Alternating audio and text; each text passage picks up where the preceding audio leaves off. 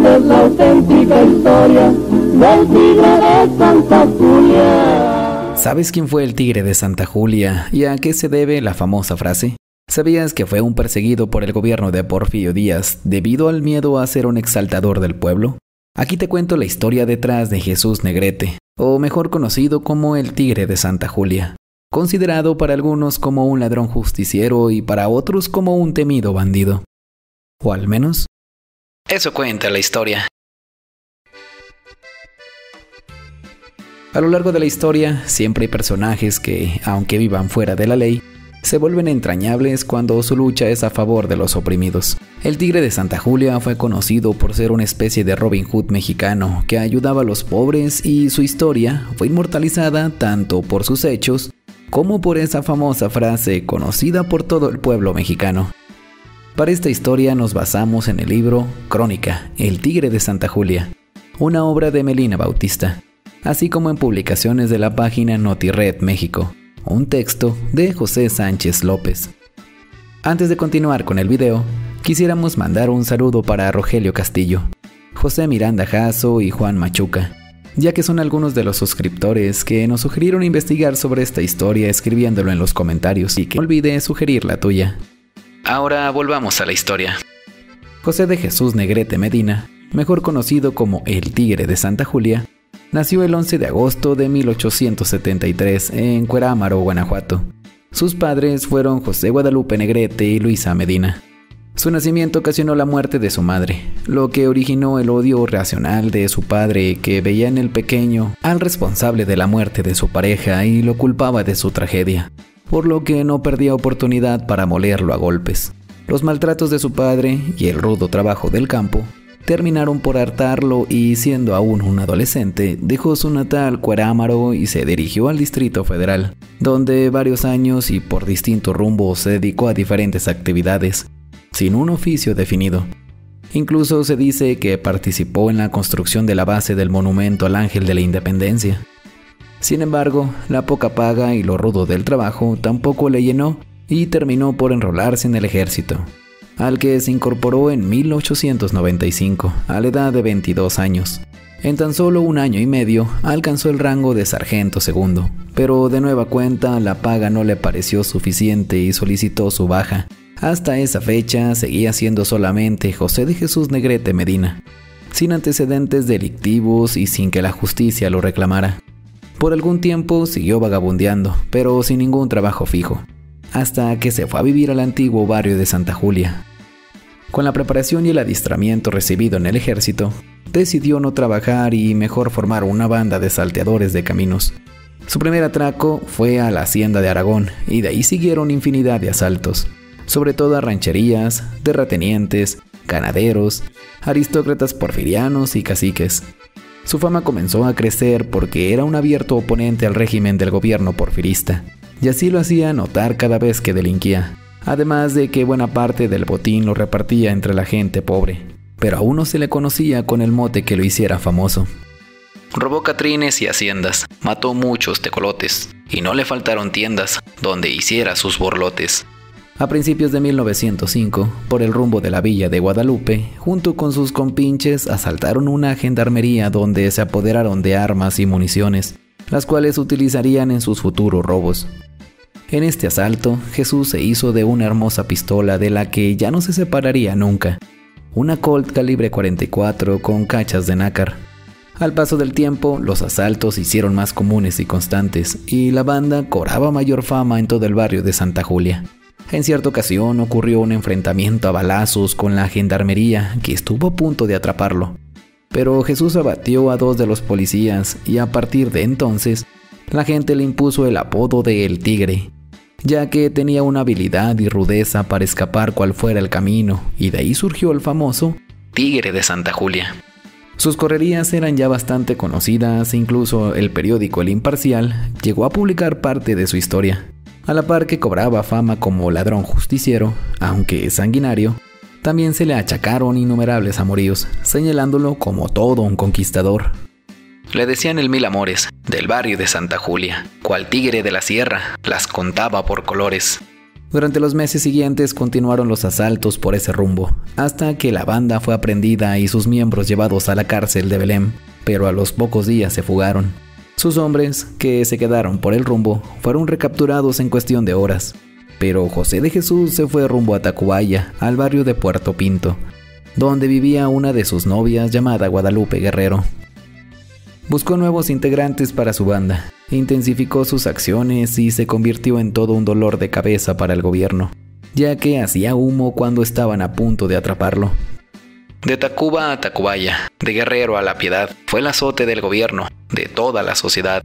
Jesús tenía la precaución de no pasar más de una noche en sus escondites, así que la policía no tenía pista alguna para seguirlo. Fue entonces que el coronel Félix Díaz, que era el inspector general, recibió órdenes de su tío, el general y presidente de México Porfirio Díaz, de detener al ya temible salteador y asesino. Las indicaciones eran capturar lo más posible al Tigre de Santa Julia, para evitar que siguiera tomando fuerza entre la gente y pudiera llegar a convertirse en una especie de líder social, capaz de organizar una revuelta. Don Porfirio le echó encima a toda la fuerza armada, pero en la primera esquina, que se tantea la acordada. Ante la presión del señor presidente, el coronel Díaz comisionó a uno de sus mejores hombres, el capitán Francisco Chávez, quien quedó al frente de las acciones para capturar al temible salteador. Al hacer sus investigaciones, el capitán se enteró de los amoríos del Tigre con Guadalupe Guerrero, y entonces se vistió de civil e hizo correr el rumor de que él y Guadalupe eran amantes, con la intención de despertar los celos del bandido. El plan del inspector Chávez estaba resultando como esperaba.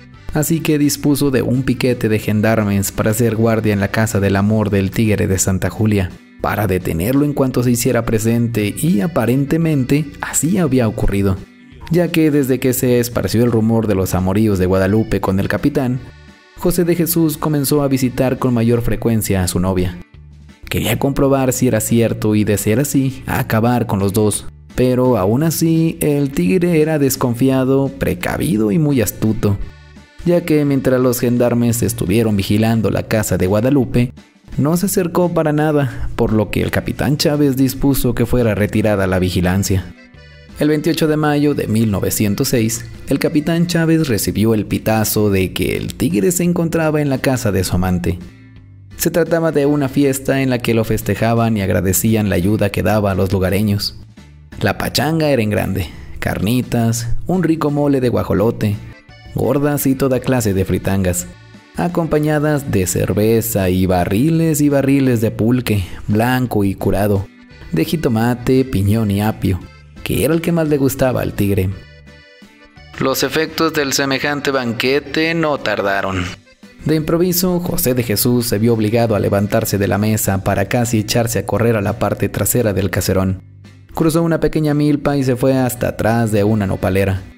De manera simultánea, el capitán Chávez, junto con 12 de sus mejores gendarmes, así como los oficiales Ladislao Barajas y Manuel Mayen, llegaron a la finca y comenzaron la búsqueda del famoso bandido.